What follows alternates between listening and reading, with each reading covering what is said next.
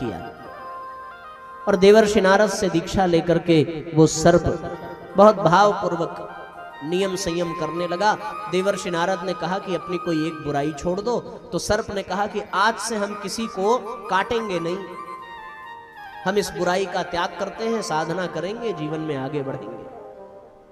तो देवर्षि नारद ने कहा बहुत उत्तम विचार है, तुम किसी को काटना मत भैया, इससे दूसरों को कष्ट होता है। देवर्षि नारद चले गए। अब उसने संकल्प तो ले लिया कि हम काटेंगे नहीं। गांव में बच्चे खेल रहे थे, उन्होंने सांप को देखा तो पहले तो डर के भागे, फिर दूसरे दिन देखा तो अब डर थोड़ा कम लगा, तीसरे दिन देखा तो थोड़ा और कम लगा, ये सांप तो बड़ा बढ़िया है, न भागता है, न बोलता है, न काटता है।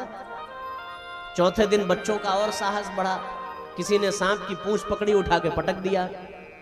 सांप बेचारा सोचने लगा कि नारद जी को वचन न दिया होता तो आज इसको छठी का दूध याद दिला देता, इसकी इतनी मजाल, उठा के हमको पटक दिया।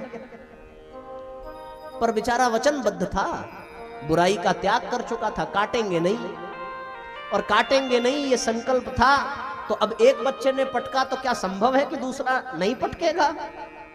दूसरे ने कहा कि अच्छा हम भी करके देखें। अब तो सांप बेचारा खिलौना बन गया और 2-4 दिन में बिल्कुल लहू लुहान हो गया। जब खेलने आते तब घुमा के पटक देते। देवर्षि नारद उधर से वापस आए, उन्होंने सांप की यह दशा देखी, पूछा क्या हो गया भाई? बोले महाराज इस संसार में रहने लायक नहीं है। बोले क्या? बोले हमने वचन तो दिया था कि हम काटेंगे नहीं, लेकिन इस वचन के नाते हम अपनी सुरक्षा भी नहीं कर पा रहे हैं। देवर्षि नारद ने कहा कि तुम्हारे चिंतन में विकृति आ गई है, तुमने न काटने का वचन दिया था तो फिर फुफकारना क्यों छोड़ दिया?